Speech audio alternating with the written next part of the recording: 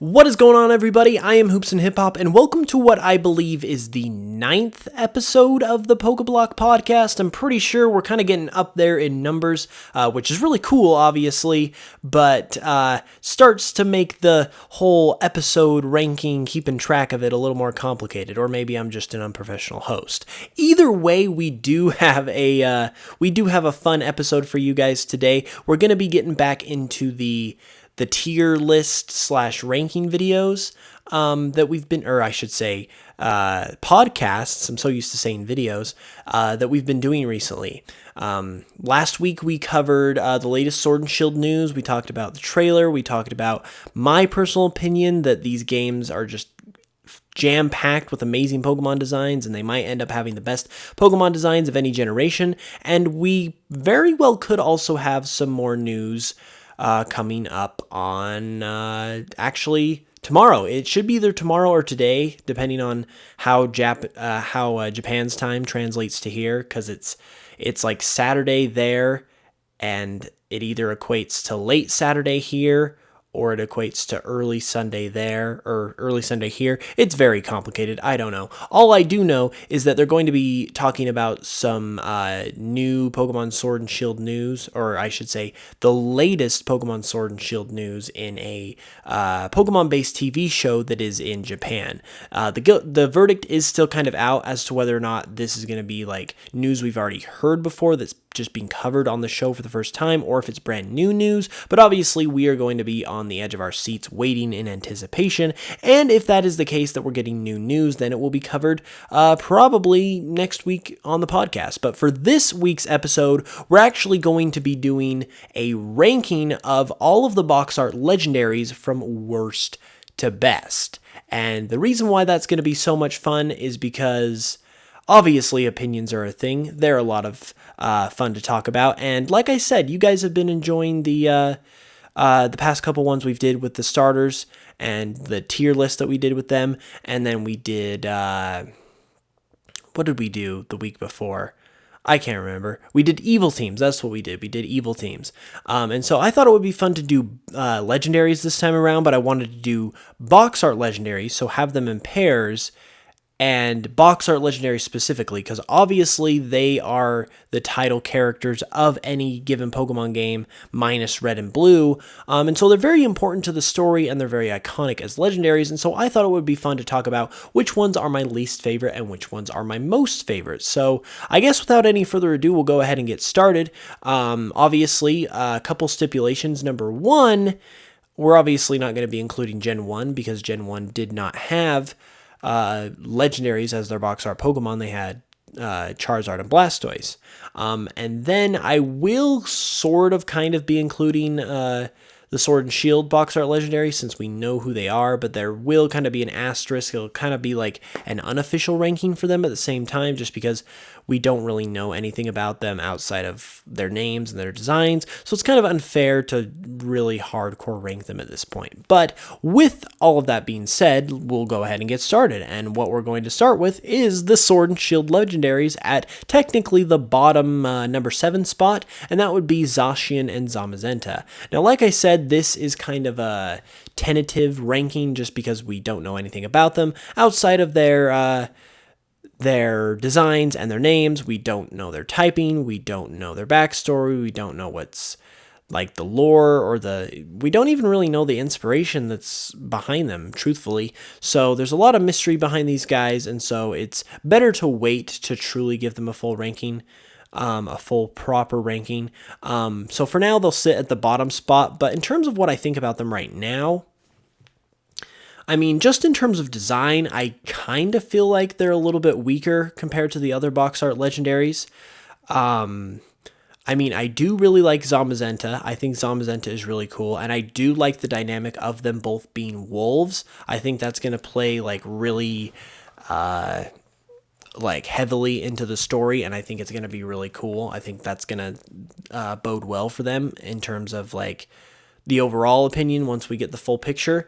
But like, yeah, just like strictly looking at the design, Zamazenta is good. Zacian, on the other hand, is kind of like weird looking. Like, I don't really like how it holds the sword that it has in its mouth as opposed to it being attached to its body, because it's just kind of weird for Pokemon to hold something in its mouth in its design, because then it's just like constantly holding it there forever. And then it kind of just doesn't look quite so like appealing, I guess, to me in general. So that's kind of the one down mark so far of this duo. But like I said, jury is still out. They very well could be amazing once we get the full picture of them, but for now they sit at the bottom spot. Coming in at the 6th spot, though, is actually going to be Dialga and Palkia from Generation 4. Now, I would like to start off by saying that I don't find any one of these pairs of box art legendaries bad at all. I think they're all really good in their own individual ways, but obviously I had to pick a bottom, and the bottom I picked for the list was Dialga and Palkia. The reason why I went that route is just because compared to the other legendaries, in terms of just their, like, the different aspects they bring about, their designs, their lore in the Pokemon world, the way they were implemented into the story, I just kind of like, not that it's bad or anything, but Dialga and Palkia's overall presentation was like my least favorite overall personally. And I mean, I can't really say why, because like I like the whole like time and space concept. I like exploring that idea. There's nothing wrong with that. It's just overall their whole essence, I guess you could say, as Pokemon just appealed to me the least out of any of the box art legendaries. In terms of their designs, I think that's probably the weakest thing they have going for them, because like they don't really pop out or stand out to me as like amazing designs. I remember I had to play Pearl version as a kid because my brother got Diamond version, and I was like legit disappointed because I wasn't into Palkia at all. I didn't really think it looked that cool. And even though it's not a bad design, it's just not like a design that really super appeals to me. And then even Dialga is what I believe is the cooler of the two. It's definitely like, it's not bad by any means once again, but it doesn't like really speak to me like some of the other ones do. So just overall, for those reasons, it's purely opinion. Like, this isn't one I can really critique, but it is at the bottom spot for me personally. And then at number 5, we have an interesting one, because I don't feel like this should be ranked so low, but once again, just due to the other box art legendaries being here, it kind of ended up this way, and that would be Solgaleo and Lunala from Generation 7. Now, for as much I guess you could say criticism as Generation 7 gets for the things it did differently, and kind of maybe the extra tropical, wacky designs that some of the Pokemon and characters have, I really like the, I guess maybe it's called the Space Trio or something like that. I can't remember. But I really do like Solgaleo and Lunala, particularly Solgaleo. The fact that it's a cosmic white lion of purity is just amazing, and I really love its color scheme. Like it's really one of my favorite legendaries overall, not just box art legendaries. So Solgaleo does an amazing job, and Lunala is really cool too. It's not necessarily one I gush over by any means, but it has got a solid as heck design that I cannot complain or critique or do anything with whatsoever, because it's got the legendary look, it's got the inspiration behind it, it just makes sense. So I think it's really nice. In terms of why they ended up this low, there's nothing that they did wrong per se. It's just there are certain themes out there for other legendaries and certain directions they took those legendaries that I just like more than what they did with Solgaleo and Lunala. So that's really why they both ended up at the number 5 spot, but still a really good ranking for me overall. And then coming in at number 4, we have the duo that just barely beat them out, and that would be Zekrom and Reshiram, the Yin Yang trio, the Tao trio. I honestly can't remember all these unofficial nicknames, and I feel awful. I'm a terrible PokeTuber. But anyways, the reason why Reshiram and Zekrom, did I say that right? Reshiram and Zekrom? Oh my goodness. It is early in the morning, guys. get your sleep. Sleep in, study, go to school, kids. As far as Reshiram and Zekrom go, though, the reason why they just edged out Solgaleo and Lunala is because I like their overall theme and backstory just a little bit more. Reshiram and Zekrom, I am struggling with those names. They revolve around the concept of truth and ideals, and the really cool thing about them is that they were once one unified dragon Pokemon, and we have never ever seen that Pokemon before, even to this day. And once the backstory of Pokemon Black and White went into motion, where the twin princes that represented truth and ideals, they split apart. That is what split apart this unified dragon Pokemon into Reshiram and Zekrom. But then it also left a third Pokemon in Kyurem that was basically like the husk of all of these, or of the unified dragon when it split apart. So just to think that there's some kind of super amazing, unbelievably cool dragon Pokemon that's a combination of Kyurem, Reshiram, and Zekrom, that is incredible. That is absolutely amazing. And that kind of allure of mystery is what makes Pokemon so great. But on the flip side, excuse me. But on the flip side, there isn't, truthfully, there isn't much of a flip side because they're not that bad. They're not bad at all. It's just there's other ones that I enjoy more. So that's kind of why they ended up at the 4 spot. But the one other thing I want to go into with these guys before we move on is their designs.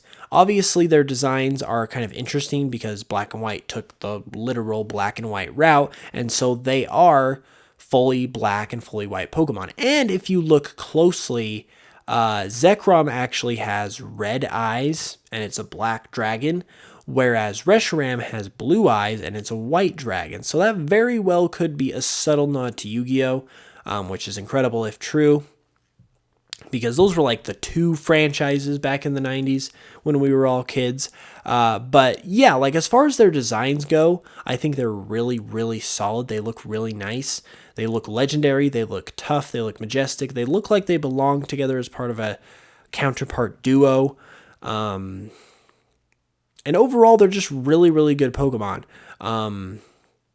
So yeah, that's really all I can say. I can't really critique anything. So we might as well just move on to our next pick at number 3. And our next pick, are we really on number 3? I believe we are, because we covered Reshiram and Zekrom at number 4. We covered Solgaleo and Lunala at number 5, Dialga-Palkia at number 6. Yeah, so we are at number 3. And at number 3, we are actually going to have Xerneas and Yveltal. Now, this one might seem slightly interesting, I guess you could say, because when it comes to Pokemon X and Y, they don't really have the best story in the world. And because of that, that does kind of adversely affect the legendaries, because with the legendaries in any Pokemon game just being such a catalyst and such a driving force for the story, the fact that these guys aren't really involved too much, I think hurts the story of the game as well, because normally every legendary is basically the savior of the region that is turned into being the destroyer of the region. But with Reshiram and Zekrom, even though I guess that's technically true, they're manipulated into being the destroyer of the region. The thing I like about them most is their designs. These two, truthfully, are absolutely beautiful Pokemon. Xerneas is what I like to call a rainbow reindeer, because it's just literally a rainbow reindeer, excuse me. And I just think it has such a majestic, absolutely beautiful, just such a creative design that just it pulls off what it's trying to do so well. And I just can't help but be in awe every time I look at this Pokemon, because it's truly one of my favorites, and it is just so stinking good looking. And then as far as its counterpart, Yveltal is really, really nice too. I definitely prefer Xerneas to both of them, or I guess between the two of them. But Yveltal is a really, really well-designed legendary as well. And I think that's the biggest thing the X and Y legendaries have going for them, is the fact that they can probably dance. Wait, did I just say guys, I promise I'm not like psycho or anything. I'm just really, really tired. I am so tired, but that's the beauty of a podcast is you can just kind of like talk to your audience. It doesn't have to be super crazy or casual or professional, I should say. It's just, I just am talking to you guys. So hopefully you can bear with me a little bit. Hopefully you guys enjoy this more like personal side of things too. That's kind of what I enjoy about podcasts is that they're personal. But getting back into Xerneas and Yveltal, since we just had to go off on that little tangent there that I ended up going nowhere with because I didn't know what I was talking about. Xerneas and Yveltal have amazing designs, and I think that is their true like strong point in terms of why I'm ranking them so high, because they don't really have the story going for them, because X and Y doesn't really have a story going for itself. They don't really have much to do with the lore overall of the Pokemon world. So really the thing that gets them this far on the list is their designs. I have a soft spot for Gen 6 personally. I think X and Y were fantastic games. I believe that X and Y has the best Pokedex of any Pokemon region overall, just in terms of the absolute quality. And that definitely shows in the legendaries, because they're just absolutely fantastic. And it's kind of ironic in a way, because these two legendaries were the first ones that were actually designed or co-designed by someone not named Ken Sugimori, because Ken Sugimori, when designing these Pokemon, was having a bit of trouble coming up with just different ideas, and so he called on the help of another Game Freak staff member who helped him to come up with further design ideas, and then he ultimately ended up finishing the final product. So overall, like, Xerneas and Yveltal's designs are just fascinating in terms of like facts and trivia, in terms of just visual appeal. They're just really, really nice, and I enjoy them a lot, and so that's why they get the number 3 spot. But then coming in at the number 2 spot, we actually have Groudon and Kyogre. Now, even though Groudon and Kyogre, or I should say Gen 3, isn't like my most favorite generation overall that I'm going to fanboy over or anything, it is a very good generation, and it's got easily some of the best box art legendaries we've seen. Now, keep in mind, even though this was Generation 3, this was actually only really the second set of games, of Pokemon games, to have color within their gameplay and in their cartridges, part of like one of the features or whatever. And basically, the thing I love the most about Groudon and Kyogre is the fact that they oppose each other so well. Like, there's so many other, like, all these other box art legendaries we've talked about, they either don't really interact with one another, or they do, but they're not, like, opposing each other, they're not hating each other, they're kind of, like, you'll be playing Pokemon Sun version, and Solgaleo gets the spotlight, but then Lunala is kind of just there. Like, it's not fighting Solgaleo, it's not fighting you, it's kind of just there, and then you can eventually catch it. Which obviously makes catching the legendaries and catching them all really, like, that much easier, especially if you can shiny hunt it. But just the fact that we actually got within these games, not only 2 teams, which was a very unique concept still to this day, but 2 teams that represented Groudon and Kyogre, they just, like, the fact that they oppose each other, and it's kind of a build-up throughout the game where Team Magma might be hunting to awaken Groudon, or Team Aqua might be hunting to awaken Kyogre with the red and blue stones, respectively.